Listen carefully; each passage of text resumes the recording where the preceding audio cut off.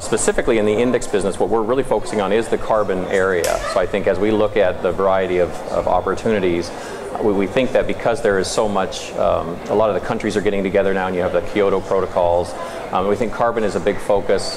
We think that the US will eventually have some sort of a cap and trade type system, just as Europe does. And so we're actually looking at developing indexes that deal more with the carbon efficiency of various companies. The basic idea would be, can we create an index that still delivers an equity index return, but can demonstrate it's investing in companies that have a much, much lower carbon footprint.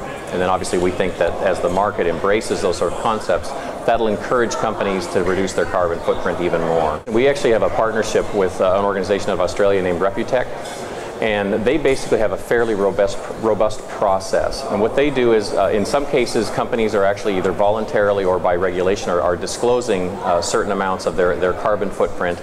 But they've also got a number of very rigorous models where they can estimate carbon footprint on various activities. So certain types of production or manufacturing have basically the same sorts of carbon footprint for different companies. So in a situation where you've got a particular company who may not actually directly report some sort of a carbon score, they can actually figure that out based on their models, and it's fairly robust.